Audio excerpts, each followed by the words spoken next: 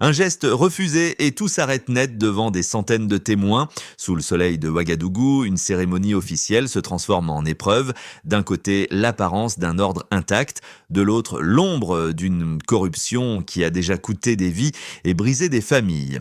Que pèse le silence collectif quand Ibrahim Traoré avance, sachant que la moindre seconde peut faire basculer une carrière, une liberté, peut-être davantage. Et si, aujourd'hui, le protocole révélait enfin ce que tous taisent. Ce récit promet plus qu'une scène spectaculaire. Il expose ce qui se joue quand un système entier repose sur l'acceptation silencieuse de l'injustice. Pour le public, l'enjeu est clair en quelques mots. Comprendre comment un acte isolé peut fissurer un ordre figé. À travers la trajectoire d'Ibrahim Traoré, il s'agit d'examiner le prix réel de la loyauté imposée, celui payé par les soldats privés d'équipement, par les familles privées de revenus et par une nation privée de confiance. L'histoire ne cherche pas à fabriquer un héros, mais à montrer comment la peur devient une règle collective, comment elle se transmet et comment elle peut parfois reculer. Ce qui se joue dépasse une carrière militaire ou une rivalité interne. Ce sont des mécanismes universels de pouvoir, de corruption et de responsabilité. En suivant les heures et les choix qui mènent à ce moment public, le lecteur est invité à mesurer ce qui change réellement après un geste de rupture et ce qui résiste encore. La question centrale demeure, quand le coup du silence devient-il plus lourd que celui de parler ? Pendant plus de 20 ans, des irrégularités connues de tous ont été tolérées sans jamais être nommées publiquement. Ce laps de temps suffit à expliquer pourquoi, au moment décisif, le moindre geste d'Ibrahim Traoré concentre autant de tensions accumulées. Pour comprendre comment cette scène devient possible, il faut revenir en arrière, loin des caméras et des cérémonies. La corruption décrite dans le récit ne prend pas la forme d'un scandale soudain, mais d'une lente érosion. Des soldes qui disparaissent, des rations revendues, des équipements vitaux détournés. Aucun chiffre précis n'est proclamé à voix haute, mais l'ampleur est décrite comme massive, durable, systémique. Ce qui frappe, ce n'est pas l'exception, c'est la normalisation. Dans ce système, tout le monde sait, officiers, sous-officiers, personnels administratifs. Le silence n'est pas une absence de parole, c'est une règle tacite. Dénoncer signifie risquer sa carrière, exposer sa famille, parfois perdre sa liberté. La peur fonctionne comme une infrastructure invisible, plus efficace que n'importe quel règlement écrit. Elle explique pourquoi les pratiques se répètent sans résistance apparente. Ibrahim Traoré n'apparaît pas d'emblée comme un rebelle, il est décrit comme un officier parmi d'autres, confronté aux mêmes contraintes, aux mêmes loyautés contradictoires. La bascule commence ailleurs, de nuit, dans la consultation de dossiers transmis clandestinement. Une employée civile marquée par une injustice ancienne décide de rompre seule la chaîne du silence. Ce passage est crucial, le courage ne surgit pas dans le vide, il circule par relais discret. Les documents évoquent des détournements répétés, des vies sacrifiées par négligence, des familles laissées sans recours. Rien n'est encore public, mais tout est déjà établi dans l'ombre. À ce stade, le choix n'est pas entre le bien et le mal, mais entre l'acceptation et l'exposition.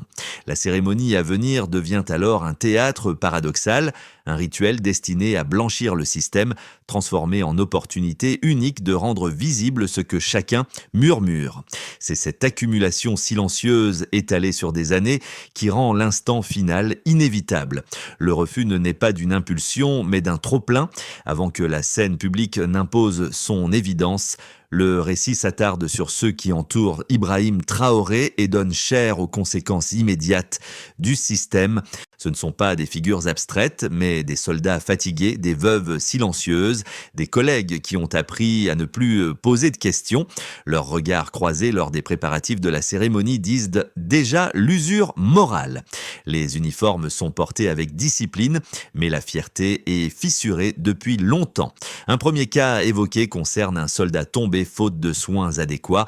Sa mort n'est pas présentée comme un accident isolé, mais comme le produit direct de détournements répétés. L'équipement manquait, les médicaments n'étaient jamais arrivés et les procédures se sont refermées sans explication. Pour ses camarades, l'injustice n'est pas spectaculaire, elle est quotidienne, banale, presque administrative. Cette banalité est précisément ce qui la rend durable. Dans l'entourage d'Ibrahim Traoré, certains murmurent, d'autres détournent le regard. La loyauté hiérarchique impose le silence, mais elle n'efface pas la mémoire. Les soldats savent qui profite et qui paie. Les premiers effets se manifestent alors sous forme de tensions diffuses, gestes mécaniques, conversations interrompues, regards appuyés. La cérémonie n'a pas encore commencé que l'équilibre est déjà instable. Ce moment met en lumière une réalité essentielle. Le système ne tient que parce que chacun pense être seul à douter. Dès que cette illusion se fissure, même légèrement, la peur perd de son efficacité. Le récit montre ainsi comment des trajectoires individuelles, apparemment modestes, préparent le terrain d'une rupture collective.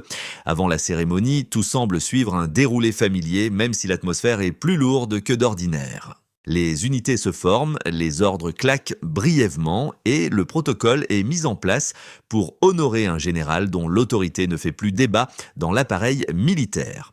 Chaque officier connaît la chorégraphie attendue, avancer, saluer, serrer la main, puis se retirer. Ce rituel répétitif est conçu pour neutraliser toute réflexion individuelle. C'est précisément cette mécanique bien huilée qui constitue le premier déclencheur, car elle oblige chacun à se confronter intérieurement à ce qu'il accepte depuis des années.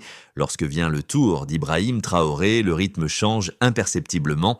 Les pas restent mesurés, mais le regard trahit une tension accumulée. Autour de lui, il reconnaît des visages marqués par les manques, des camarades qui ont vu l'injustice devenir routine.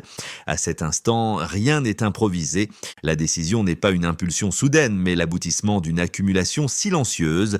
Dossiers consultés de nuit, témoignages reçus, souvenirs de soldats morts faute de moyens.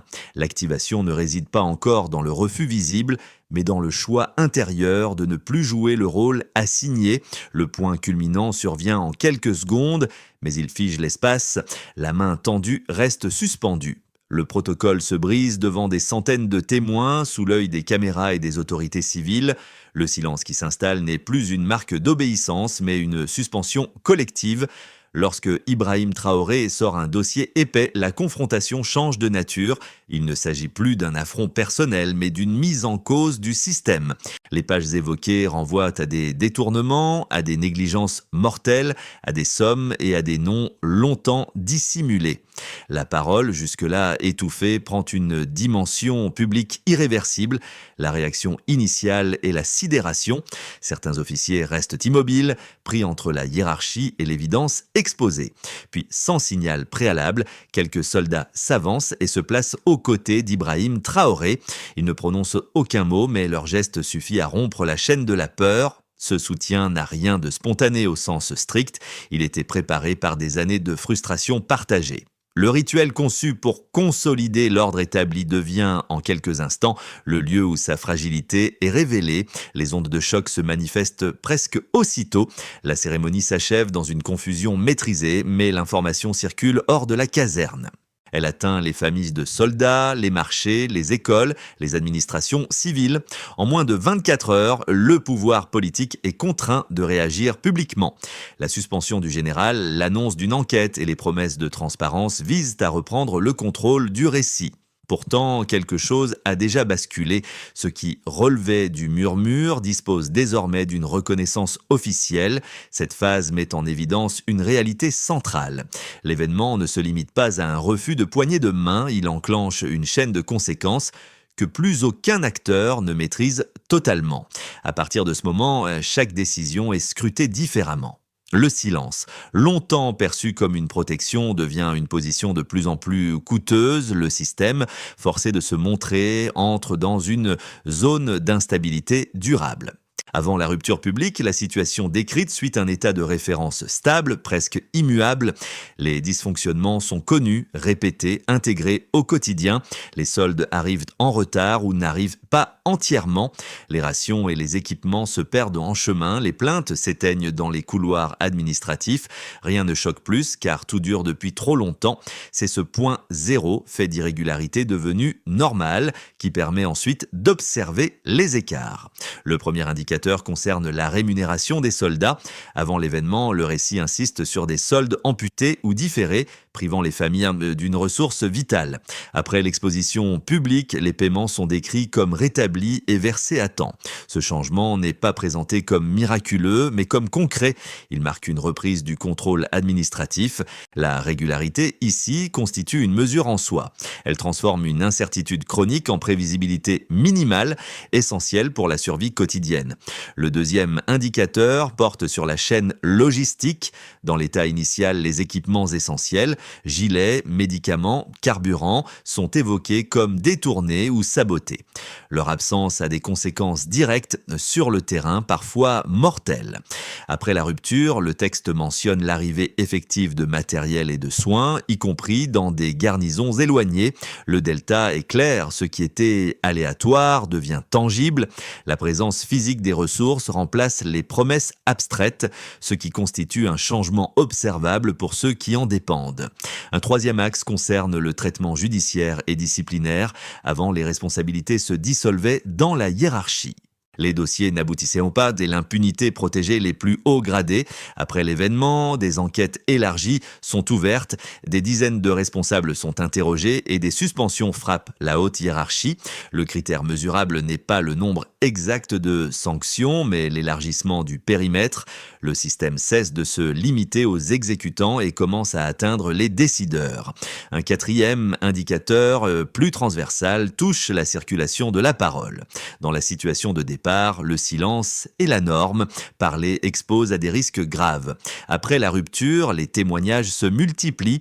Les médias révèlent des réseaux de détournement et les langues se délient dans les casernes comme dans les institutions civiles. Cette évolution n'est pas chiffrée, mais elle est décrite comme rapide et durable sur plusieurs semaines.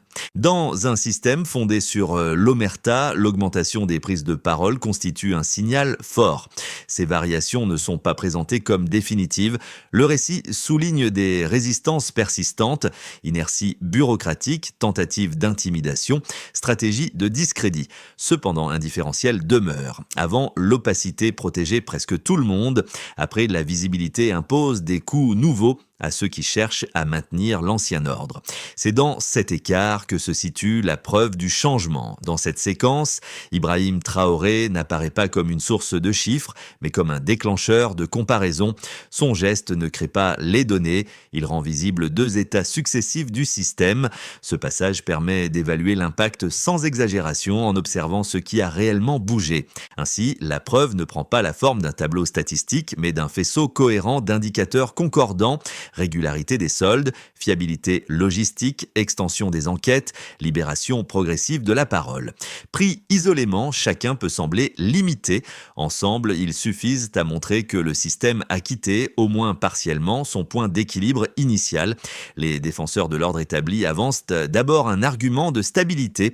Dans un contexte sécuritaire fragile, disent-ils, toute rupture publique affaiblit la chaîne de commandement. Le respect strict de la hiérarchie serait une condition de survie collective. Exposer des conflits internes devant les caméras risquerait de démoraliser les troupes et d'offrir des failles à des adversaires extérieurs.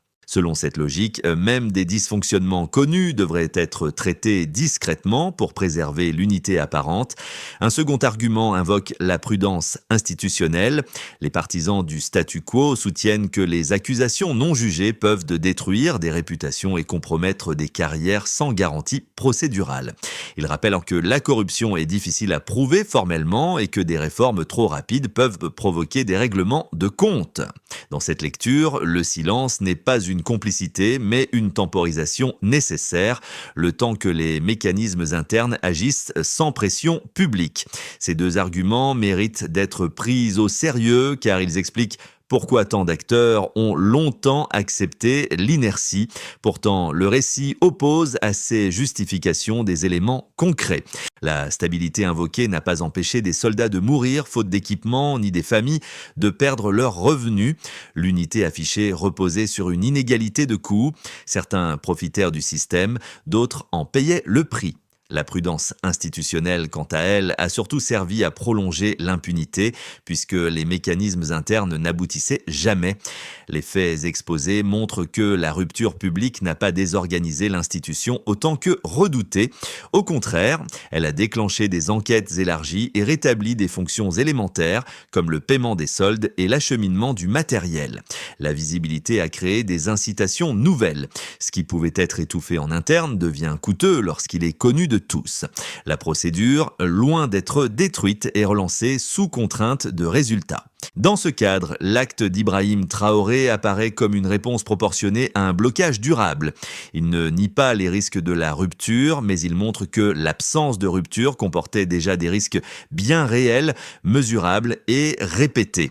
Le débat ne se situe donc pas entre ordre et chaos, mais entre une stabilité illusoire et une transformation encadrée. Ce passage permet de comprendre pourquoi la contestation a trouvé des soutiens inattendus. Les arguments du système expliquent l'attentisme, mais il ne résiste pas à la comparaison entre ce qui était promis et ce qui était vécu. C'est cette dissonance, plus que l'émotion, qui fait basculer les positions. À ce moment précis, une dynamique s'inverse progressivement et le silence change de camp.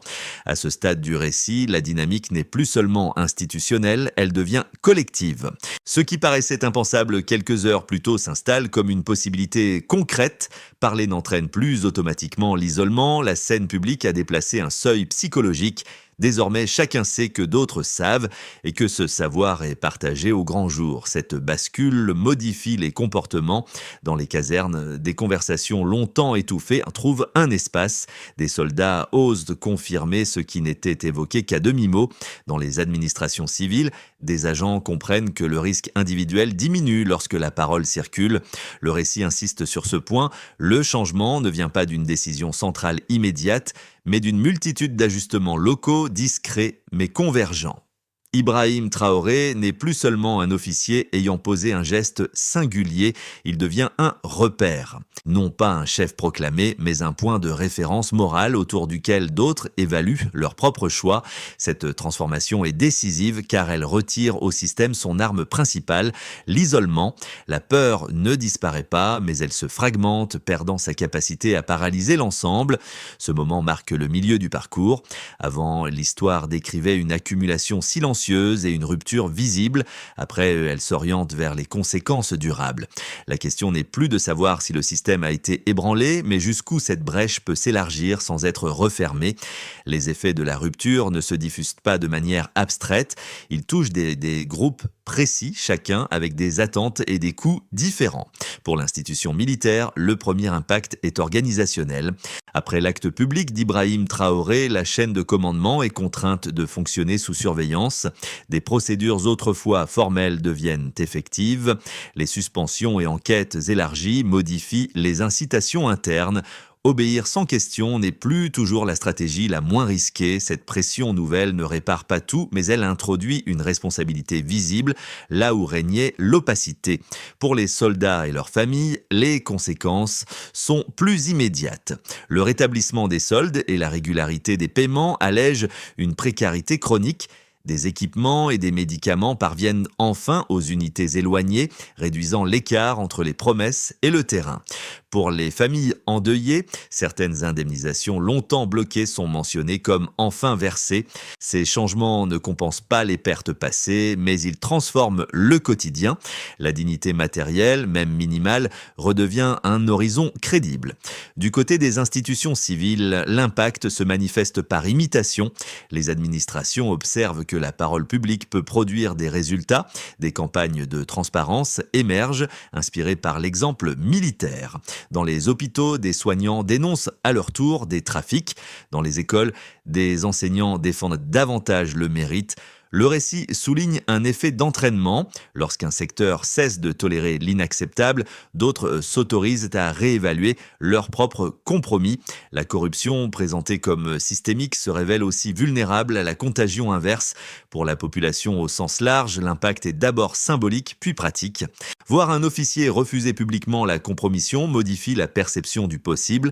La confiance entre civils et forces armées, longtemps érodée, commence à se reconstruire. Dans les marchés et les quartiers, la discussion change de ton. L'espoir n'est plus une abstraction, mais une hypothèse fondée sur des faits observables. Cette confiance retrouvée reste fragile, mais elle constitue un capital social que le système ne contrôlait plus entièrement. Ces 4 niveaux interagissent. Les avancées militaires renforcent la crédibilité civile, la pression populaire soutient les enquêtes, les résultats concrets consolident la parole. Ibrahim Traoré apparaît ici comme un nœud de cette dynamique, non parce qu'il dirige chaque étape, mais parce que son geste initial a rendu ces interactions possibles. Le récit n'idéalise pas la situation. Des résistances persistent, des tentatives de discrédit se multiplient et la peur n'a pas disparu. Cependant, le coup de l'inaction a changé de camp. Ce passage clarifie l'enjeu central. Une rupture n'a de sens que si elle produit des effets différenciés et observables. Ici, les conséquences ne sont ni uniformes ni définitives, mais elles sont suffisamment concrètes pour modifier les calculs de chacun. À partir de là, la question n'est plus seulement morale. Elle devient stratégique. Comment préserver ses gains sans refermer la brèche ouverte ? À moyen terme, l'évolution de la situation peut être envisagée selon 3 trajectoires plausibles, sans présumer d'un résultat définitif. Le scénario de base repose sur une consolidation partielle. Les enquêtes se poursuivent, certaines sanctions sont confirmées et les fonctions essentielles continuent de mieux fonctionner qu'avant. Toutefois, les réformes restent inégales. Des zones de résistance subsistent et le rythme du changement ralentit une fois l'attention médiatique retombée. Dans cette hypothèse, le système n'est ni transformé en profondeur, ni revenu à son état initial. Il s'adapte sous contrainte. Une trajectoire plus favorable, dite optimiste, suppose une institutionnalisation de la rupture. Les mécanismes de contrôle gagnent en autonomie, les procédures deviennent plus transparentes et la protection des témoins s'améliore.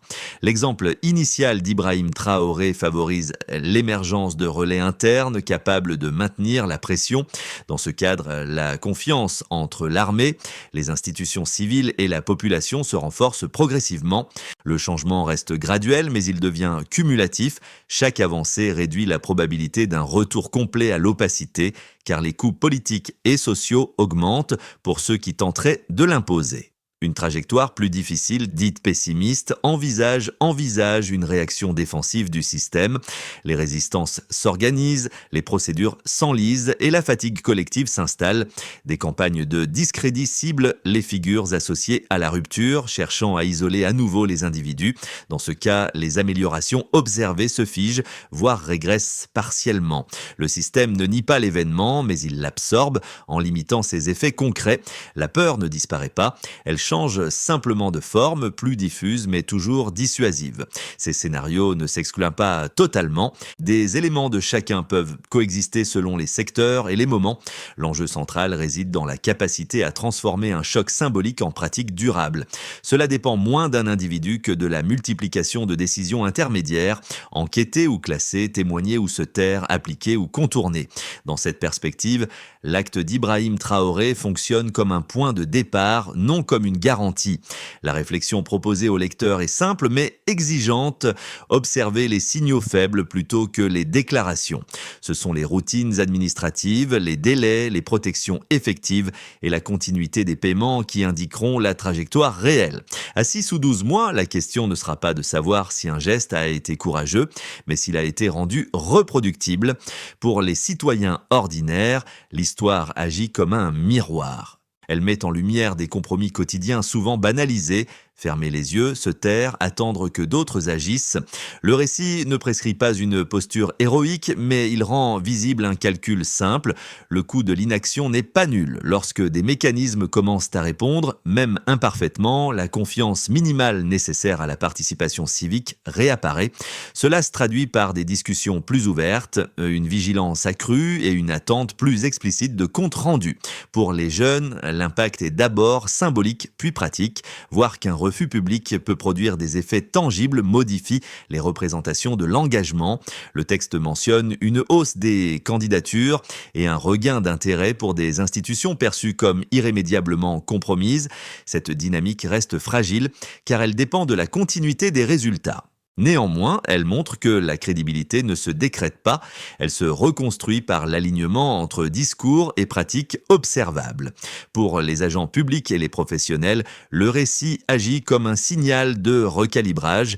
Les règles informelles qui protégeaient l'opacité perdent de leur évidence lorsque des sanctions atteignent des niveaux auparavant intouchables.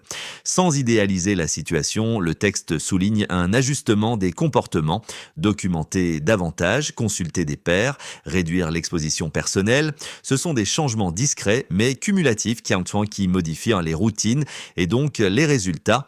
Pour les communautés locales, enfin, l'effet est relationnel. La distance entre institutions et population, longtemps creusée par la défiance, commence à se réduire. Les échanges gagnent en respect mutuel et la coopération redevient possible sur des enjeux concrets. Cette évolution n'efface ni les peurs ni les résistances, mais elle crée un espace d'interaction que le système précédent avait presque entièrement fermé. À travers ces publics, le récit montre que l'impact ne se mesure pas seulement en décisions formelles, il se lit dans les attentes, les comportements et les marges de manœuvre perçues. C'est à ce niveau, souvent invisible, que se joue la durabilité du changement. Pour que la brèche ouverte ne se referme pas, le récit esquisse une séquence d'actions concrètes, ordonnées dans le temps et réparties entre acteurs. D'abord, sécuriser l'instant immédiat. Cela passe par la formalisation des enquêtes annoncées, des calendriers publics et des responsabilités identifiées. L'objectif n'est pas la rapidité à tout prix, mais la traçabilité. Qui enquête, sur quoi et selon quels critères. Cette visibilité initiale réduit l'arbitraire et stabilise l'après-choc. Ensuite, protéger la parole. Sans garantie minimale, les témoignages s'épuisent. Le texte insiste sur des mécanismes simples et vérifiables, canaux de signalement clairs, confidentialité effective et sanctions en cas de représailles. Ici, la mesure n'est pas idéologique, elle est opérationnelle. Plus la protection est crédible, plus la qualité des informations s'améliore. Puis, rétablir les fonctions vitales comme norme, non comme exception, paiement régulier des soldes, acheminement des équipements, suivi des stocks. Chaque fonction doit être associée à un indicateur lisible et à un responsable redevable. Cette routine répétée a fait plus pour la confiance que des annonces spectaculaires. Elle transforme l'exception post-crise en standard attendu. Après cela, ancrer le contrôle dans la durée, audit périodique, rotation de postes sensibles et publication de synthèses accessibles. L'idée n'est pas de tout exposer, mais d'empêcher la reconstitution de zones opaques. À ce stade, l'action individuelle d'Ibrahim Traoré cesse d'être centrale. Elle devient un référentiel qui a rendu ces dispositifs politiquement possibles. Enfin, élargir l'apprentissage. Les administrations civiles et les acteurs locaux sont invités à adapter ces principes à leur réalité. Le transfert n'est pas automatique. Il exige des ajustements, mais la cohérence d'ensemble repose sur un point clé, rendre coûteuse la dissimulation et rentable la conformité. Cette feuille de route ne promet pas l'irréversibilité. Elle propose une méthode avancée par séquences mesurables, corrigées puis consolidées. Le changement durable n'est pas un moment, mais une discipline collective. La place d'armes de Ouagadougou revient comme une image persistante. Le soleil, les rangs immobiles, le protocole figé, tout semblait destiné à se répéter indéfiniment. C'est pourtant là que le récit boucle en rappelant que les lieux les plus ordinaires peuvent devenir des points de bascule. Le geste posé par Ibrahim Traoré ne tire pas sa force d'un discours flamboyant, mais d'une cohérence entre ce qui est su, ce qui est vécu et ce qui est enfin assumé au grand jour. Ce rappel n'idéalise pas l'issue. Les tensions demeurent, les résistances aussi, mais l'image initiale change de sens. La place d'armes n'est plus seulement un décor de soumission ritualisé, elle devient le symbole d'un choix rendu visible. Pour ceux qui étaient les présents et pour ceux qui ont appris l'événement ensuite, une certitude s'installe, l'honneur n'est pas un mot abstrait, mais une décision située, coûteuse et pourtant partageable. En revenant à ce moment précis, le récit souligne une idée simple et exigeante. La rupture n'efface pas le passé, elle redéfinit l'avenir possible Ibrahim Traoré n'est pas présenté comme une figure hors norme, mais comme un homme confronté à une alternative que beaucoup connaissent sans jamais la formuler. C'est cette proximité qui donne à l'histoire sa charge émotionnelle durable. La scène se referme ainsi sur un contraste. Le décor n'a pas changé, mais le regard posé sur lui, oui, et parfois cela suffit pour que le cours des choses cesse d'être immuable. Au terme de ce parcours, le récit s'élargit au-delà d'un événement précis et d'un nom propre. Il invite à considérer ce que signifie concrètement assumer une responsabilité collective dans des systèmes où l'habitude et la peur ont longtemps dicté les comportements. L'histoire d'Ibrahim Traoré n'est pas présentée comme un modèle à imiter mécaniquement, mais comme un point d'appui pour interroger ses propres marges d'action aussi limitées paraissent-elles. L'appel ici n'est pas à l'héroïsme spectaculaire, mais à l'attention. Observer ce qui fonctionne, ce qui recule et ce qui résiste encore, soutenir les pratiques qui rendent la transparence possible. Refuser, lorsque cela devient nécessaire, les compromis qui semblent anodins mais entretiennent l'injustice. Ces gestes n'ont pas tous la même visibilité, mais ils participent du même mouvement, déplacer progressivement le seuil de l'acceptable. Dans cette perspective, la question finale reste volontairement ouverte. Elle ne cherche pas une réponse immédiate, encore moins un consensus.